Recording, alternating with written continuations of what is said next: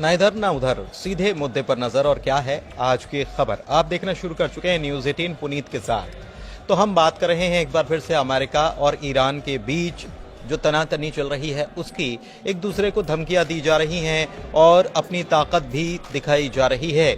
लेकिन ताकत दिखाने के साथ साथ अगर दोस्त भी साथ में आ जाए और कह दे कि मेरे दोस्त को अगर छेड़ा तो हम भी छोड़ेंगे नहीं, तो फिर क्या होगा। जी हाँ, ऐसा ही कुछ सुनने को देखने को मिला है। खबरें यही आई हैं और ये खबर आई है रूस की तरफ से।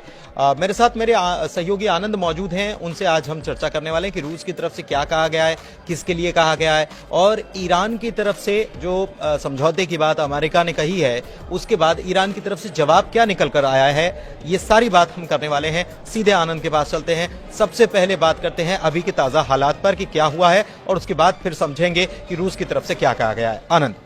बिल्कुल, देखिए, ईरान पर अमेरिका लगातार नकेल कस रहा है और धमकियां लगातार दोनों तरफ से हो रही हैं, चाहे फिर वो ईरान हो चाहे अमेरिका हो। लेकिन जब इसमें तीसरा देश अगर जुड़ जाता है और एक देश के समर्थन में, तो जाहिर सी बात है वो जो युद्ध की जो संभावनाएं होती है वो अधिक बढ़ जाती है। दरअसल हुआ क्या है कि लगातार सबको पता है कि ईरान पर धमकी लगातार दे रहा है अमेरिका। अब अमेरिका पर भी, ईरान ने भी अमेरिका पर धमकी दिया है कि अगर ऐसा कुछ करता है तो ईरान भी नहीं छोड़ेगा। लेकिन इसमें जो तीसरा देश शामिल होता है वो है रूस।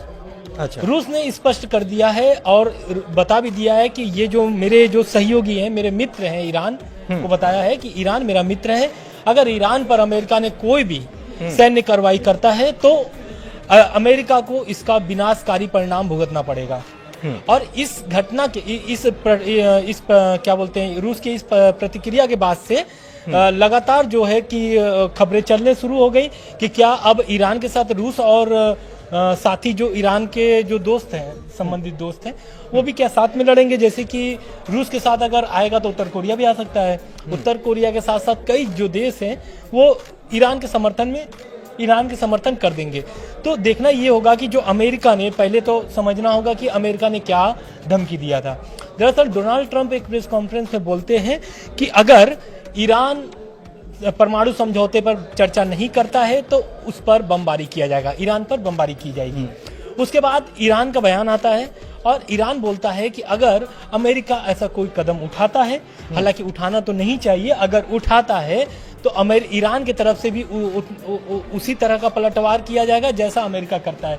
क्योंकि ईरान ने भी अपने जो सैन्य मतलब कि एक तरीके से जो कार्रवाई करने वाली क्षमता होती है, या फिर ये बोल ले कि अपने जो जवान है, सेना है, सबको तैयार करके रखा है।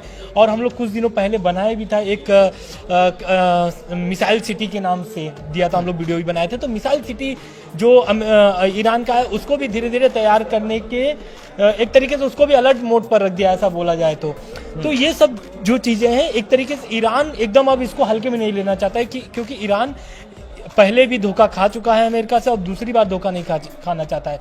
और ये जो धोखा खाया था ये हम लोग वीडियो में आगे बताएंगे कि कैसा धोखा ईरान ने खाया था अमेरिका से। दरअसल अगर ईरान और रूस के संबंधों की अगर बात कर ली जाए तो काफ़ी अगर पहले जाएंगे तो दोनों के बीच में कुछ तलखियां और कुछ हमले वगैरह, ये काफ़ी पहले की बात है, वो भी देखने को मिले। लेकिन बाद में जब शीत युद्ध समाप्त हुआ उसके बाद दोनों देशों के बीच बहुत सुधार हुआ है, बहुत व्यापार भी हुआ है।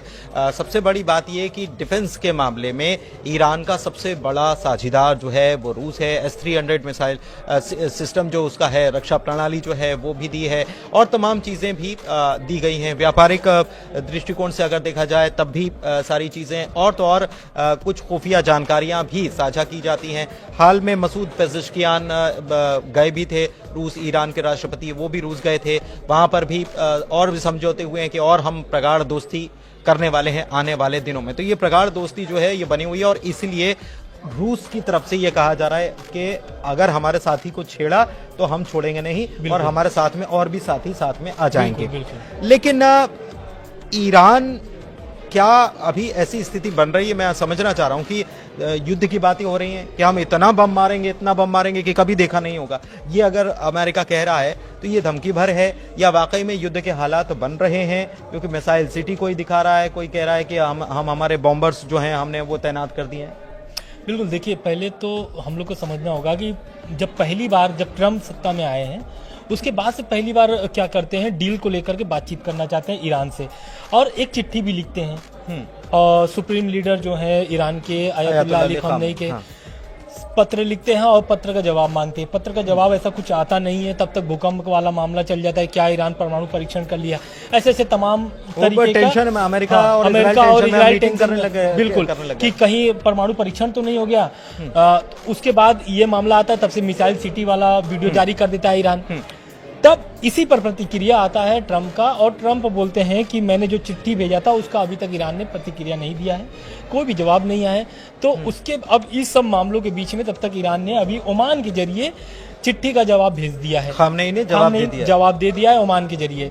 और जवाब में दिया क्या है, जवाब में बोला है कि अगर अमेरिका दबाव वाली राजनीति करना चाहता है तो दबाव वाले राजनीति में ईरान कोई भी सपोर्ट अमेरिका का नहीं करेगा। सपोर्ट कैसा, जैसे कि अमेरिका चाहता है कि डील हो जाए, अमेरिका चाहता है कि परमाणु समझौता जो डील है वो हो जाए, प्लस तेल वाली जो समझौते हैं वो हो जाए। बहुत सारे जो डील की जो रूपरेखा तैयार किया है अमेरिका ने, उस पर चर्चा करना चाहता है। मतलब लेकिन युद्ध की जो परिस्थितियां बन रही हैं या धमकियां दी जा रही हैं, उसमें कूटनीति का खेल भी चल रहा है। पहले जवाब नहीं दिया जाना, खामनेई की तरफ से पहले ये कहा जाना कि हम तो उनसे बात नहीं करेंगे जो ऐसे धमकी वाले लहजे में बात करेंगे या जो भरोसा तोड़ते हैं उनके साथ हम संबंध नहीं रखना चाहते। दूसरी तरफ एक लेटर भी जारी करना, तो एक कूटनीति का भी खेल चल रहा है। बिल्कुल। और एक चीज और मैं आपसे ये इस चीज को समझना चाह रहा हूँ, जब मैंने ये सवाल किया कि क्या युद्ध जैसी परिस्थितियां हैं या फिर कुछ और चल रहा है और ईरान को भी उस बात की खबर लग गई है। बिल्कुल, देखिए क्या होता है ना कि जब अमेरिका, पहली बात तो अमेरिका जहां भी हाथ लगाता है उस देश को बर्बाद ही कर देता है, ऐसा देखा गया है। और अभी भी देखा ही जा रहा है। लगभग 3 साल से रूस यूक्रेन का युद्ध हो रहा है। इराक को देख लीजिए, इराक देख लीजिए, कतर देख लीजिए, कतर में भी बहुत सारे, अफगानिस्तान हो गया। तो ऐसे करके अब ईरान जानता है कि अगर मैं अमेरिका को थोड़ा सा भी छूट दिया तो ईरान को बर्बाद करने में उसको समय नहीं लगेगा। और बर्बाद करने की जो बात है वो पहले भी कर चुका है, उसके बाद धीरे धीरे सुधरती है स्थिति। और ईरान क्या होता है कि अमेरिका की जो दुश्मन देश है उससे संपर्क बनाता है, दोस्ती संबंध को थोड़ा मजबूत करता है। और आज जाकर के अगर रूस सपोर्ट कर रहा है खुले मंच पर आके ईरान का, तो कहीं ना कहीं उसके बहुत मीठे संबंध हैं, तब जाकर के ईरान का सपोर्ट कर रहा है। बहुत लंबा वक्त लगा है। दूसरी बात रह गई अमेरिका और चिट्ठी वाली बात के बाद, तो चिट्ठी वाली बात इसलिए क्योंकि हमेशा ट्रंप क्या करते हैं, पहली बात तो ट्रंप 2016 में आते हैं तो ओबामा वाला जो डील वाला आ रहा था उसको खारिज कर देते, कहते ये तो कोई काम की नहीं है, खुद ही हम अलग हो जा रहे हैं, खुद ही अलग हो जाते हैं। लेकिन अब उसी डील को क्यों लेके आना चाहते हैं, क्यों? क्योंकि ये जो डील थी ओबामा वाली डील यही थी कि जो ईरान है वो तेल जो बेच रहा है उस पर प्रतिबंध, पहले बात की जो प्रतिबंध लगी थी उसको लेकर के डील आया था कि भाई अगर आप डील कर लेते हो तो आपका जो प्रतिबंध है वो हटा दिया जाएगा। डील में 5 देश शामिल थे, खाली अमेरिका नहीं था। उसमें मुख्य रूप से अमेरिका के बाद अगर था कोई देश तो वो था ब्रिटेन। अब ये 5 देश क्या करते हैं कि बातचीत करते हैं, डील की बात होती है, तब तक ओबामा की छुट्टी हो जाती है सत्ता से। लेकिन अब सत्ता में आते हैं कौन? ट्रंप। 2016 में ट्रंप आते हैं, इसको पूरा खारिज कर देते हैं। लेकिन अमेरिका ये नहीं देखता है या ट्रंप ये नहीं देखते हैं कि मेरे साथ साथ 4 देश और थे, क्योंकि उनकी तो बात बिगड़ गई, उनकी जो संबंध थे, उनकी जो बातचीत थी, चर्चा थी, वो तो खत्म हो गई। तो ये सब चीज देखते हुए क्या होता है कि ट्रंप फिर से लेके आके आते हैं। और ट्रंप देखिए कहीं ना कहीं ट्रंप भी दबाव में है, इसलिए दबाव दे रहे हैं। ट्रंप को दबाव कैसे मिल रहा है? रूस यूक्रेन युद्ध से। ब्रिटेन और फ्रांस दोनों किसके समर्थन में खड़े हैं? यूक्रेन के समर्थन में खड़े हैं। तो कहीं ना कहीं अमेरिका जानता है कि अब अगर हम उस डील को बात करेंगे तो कहीं ना कहीं ब्रिटेन और फ्रांस दोनों अमेरिका के समर्थन में आ जाएंगे। कम से कम उसी डील को फिर से लेकर के आया जा रहा है। और ये जो डील है कहीं ना कहीं अगर ये होता है डील तो अमेरिका ईरान पर तो प्रतिबंध हटेंगे, लेकिन इससे ईरान के बहुत सारे नुकसान है। और ये बात ईरान खुद कह रहा है कि अगर ये डील होगा तो बहुत सारे नुकसान सहने पड़ेंगे ईरान को। डील होगी, बहुत सारे नुकसान सहने पड़ेंगे। इस बीच खामनेई की तरफ से ये बयान भी सामने आया कि हमें लगता ही नहीं है कि बाहर से हमला होगा। अगर कोई ये कहता है कि बाहर से हमला होगा तो हम इस बात को नहीं मानते। और उन्होंने ये भी कहा है, कह सकते हैं इशारों में उन्होंने कह दिया उन लोगों को या अमेरिका को कि अगर इस मुगालते में जी रहे हो कि हमारे यहाँ आंतरिक रूप से आप कुछ बवाल करवा दोगे या तख्ता पलट करवा दोगे तो उस पर भी नजर बनी हुई है और ऐसा हो नहीं पाएगा। बिल्कुल आप सही कह रहे हैं, क्योंकि तख्ता पलट वाली जो बात है हम लोग पहले वीडियो में बोल चुके हैं कि ये तक बताएंगे कि क्या पुरानी दुश्मनी रही है। दरअसल 1953 की बात है 1953 में अमेरिका ईरान की पहली दुश्मनी शुरू होती है। पहली मतलब कि दुश्मनी उसी समय से शुरू होती है और कुल मामला जमा तेल का होता है। तब तेल शुरू ही हुआ था। तेल हम ये शुरू कह हुआ सकते हैं था, कि तेल, सबको बिल्कुल। तेल की जरूरत है, खूब तेल की खूब तेल की जरूरत है।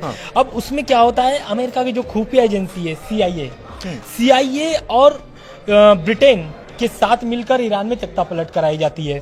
और तख्ता पलट में जो मतलब कि जो उस समय के तत्कालीन रहते हैं प्रधानमंत्री मोहम्मद मोसादिक को हटा दिया जाता है। क्यों? क्योंकि ये तेल की राष्ट्रीयकरण करना चाहते थे।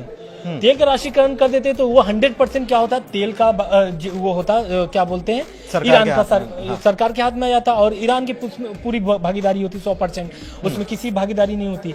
तो ये क्या करना चाहते थे मोसादिक, ये करना चाहते थे तेल की राष्ट्रीयकरण।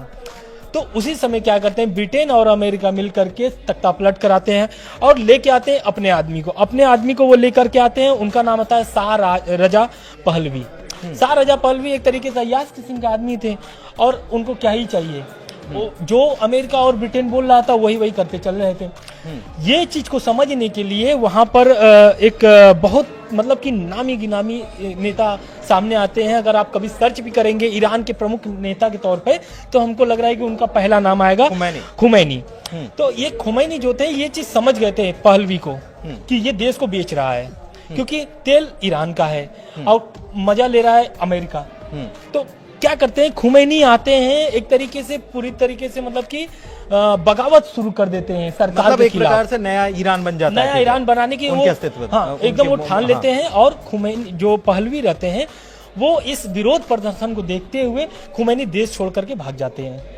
देश छोड़ करके भाग जाते हैं। अब खुमैनी के हाथ में आ जाता, पहलवी छोड़ करके भागते हैं और उसके बाद खुमैनी के हाथ में आता है क्या, सत्ता।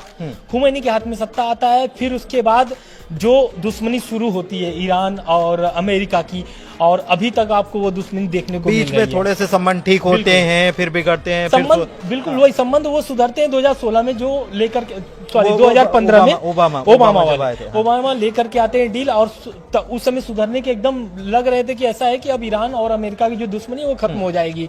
लेकिन तब तक ओबामा ट्रम्प आ जाते हैं। हाँ, सरकार चली जाती है और ट्रम्प आते हैं, ट्रम्प पूरा खारिज कर देते हैं। तो पूरा जमा मामला ये तेल वाला दिलचस्प ये है आनंद कि ट्रम्प 2 बार आ चुके हैं और जब भी आते हैं तो आते से ही ऐसा कुछ धमाका करने के मूड में रहते हैं कि बोले अपनी मौजूदगी भी तो दर्ज होना चाहिए। बिल्कुल, अमेरिका से हैं, अमेरिका के राष्ट्रपति हैं, तो हमको समझो तो सही। और हम जब तक हाँ ना बोलेंगे या ना बोलेंगे तब तक कुछ हो ना पाएगा। तो ये एक मैसेज पहुंचाने की कोशिश ट्रम्प हमेशा से करते हुए आए हैं। बाकी अमेरिकी राष्ट्रपतियों से इतर उन्होंने एक नई लाइन लिखने की कोशिश वो हमेशा से करते हुए नजर आए हैं।